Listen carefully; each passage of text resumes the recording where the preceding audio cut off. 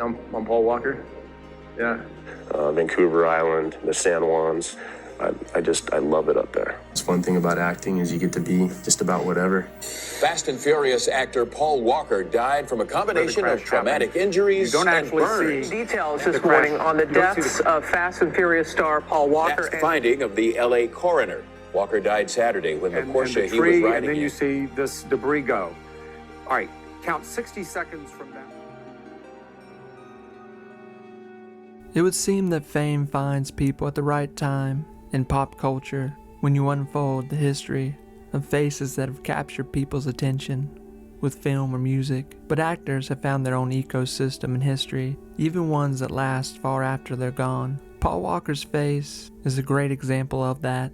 We had a young star that made a huge impact with the time he found his place in Hollywood in. Paul was the biggest and well-known face at one moment in time in the United States, with a little movie that came out that essentially made its own culture, Fast and the Furious. But Paul just didn't find success in this one franchise. He had his own movies, he was talented, and people wanted more of him. Sweet, down to earth, you could see it on film. Paul's death still can seem that maybe it really never happened, but time has told us different. This is the death of Paul Walker that still is shocking us today.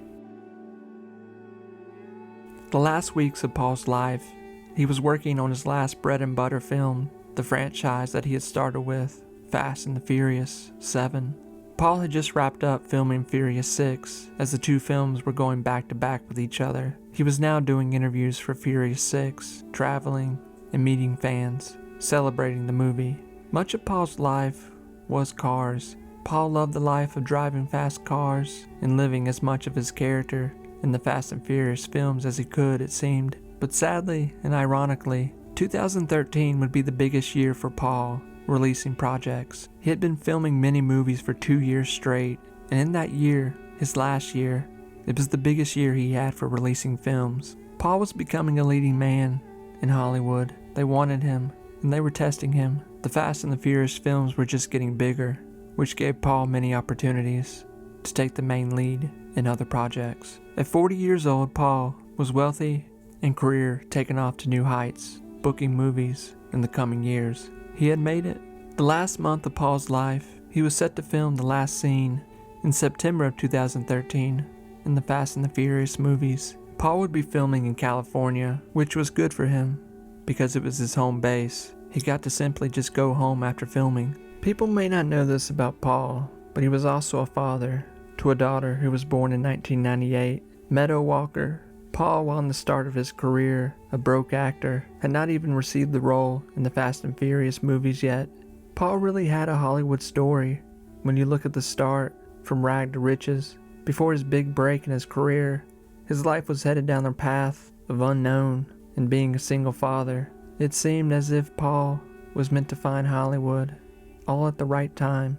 But as Paul's career takes off, so did his relationship with his daughter. And as Paul grew into the Fast and Furious films, friendships also did too, where he would later ask Vin Diesel to be the godfather of his daughter Meadow. 3 weeks before Paul's death, he would give one of his last interviews, talking about a film he had made that wasn't even released at that moment. Essentially, he had just finished it as well. Paul talked about what he wanted to do in film, going a different direction. He wanted to go more in a dramatic direction, being taken more serious, up for big roles instead of the action roles that he could easily book at this point. Paul talked about a scene where he had to be in the nude. He said he was extremely vulnerable and nervous, but Paul was looking for any movement he could forward in his own career to look for dramatic roles. He knew it was time for change. Paul's own agent said that Paul called him one day while on set with this one film. Paul's agent asked, "How is it going today?" Paul told him, "If they don't like this, then they don't like me." Paul was comfortable in Hollywood, and he knew it. Many people in his own spot would probably just be lazy and continue to do what he was doing. But Paul wasn't like that. He wanted more. He wanted people to see a different side of him. But Paul, being the age he was, and more than likely in boredom finding Paul in his job, there's no doubt that Paul could have broken away from the path he was on in Hollywood.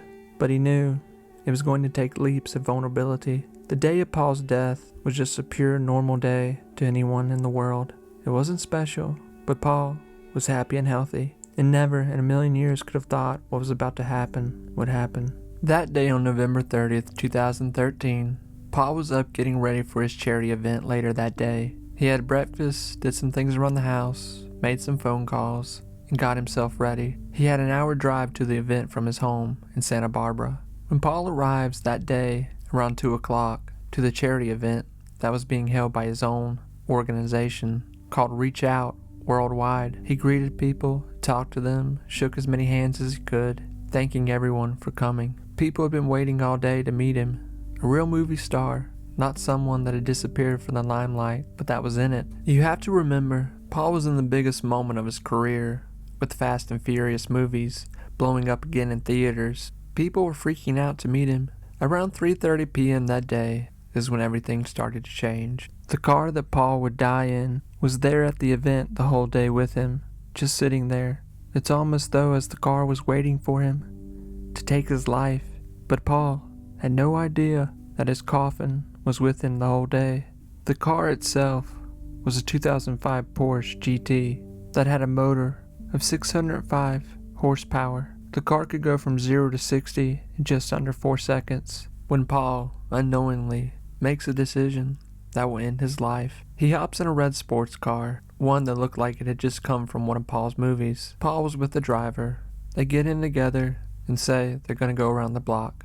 This is the moment, one little decision that changed everything. As the car drives off around the corner, the last pictures of Paul are ever taken while he's alive, sitting in the passenger seat. He's in the prime of his life, rich, famous, good-looking, everything a human could ask for. The car drives off, and people wait for Paul to come back. They're excited.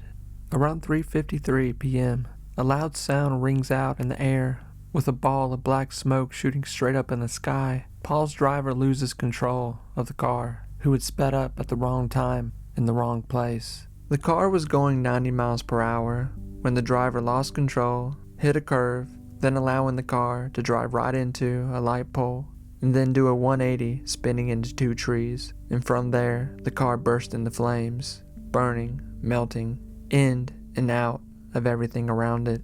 The car doors locked instantly, so no one could get in or out. It was a death trap. When the car hit, we know that the driver was killed on impact from incredible skull fractures that were seen. Paul, sadly, was not so lucky. When Paul's body, that was badly burnt all over, taken from the car, it was sent for an autopsy. When his body is examined, they find smoke in his lungs. Paul had survived the initial impact, having significant damage from it, but was breathing. How long he was alive is unknown, but more than not, it was no more than seconds, as the flames took the rest of him. But the news, it breaks fast, and within an hour, the city knows, allowing the world to know, that Paul Walker has died in his home city in a freak accident. The car burns so hot, it melts everything but the steel frame. The day of Paul's death started like any other day. He got up, brushed his teeth, had breakfast, enjoyed his home, enjoyed his life, not knowing that he would never come back to his bed that night, that his body would be in a morgue. He was alive, safe and sound in his own city, but soon he would be gone from it. Life can be so full of unexpected beauty, but it can also be the other way around, with death that seems unfair and wishing you could just go back to change one decision. Long live the memory of Paul Walker.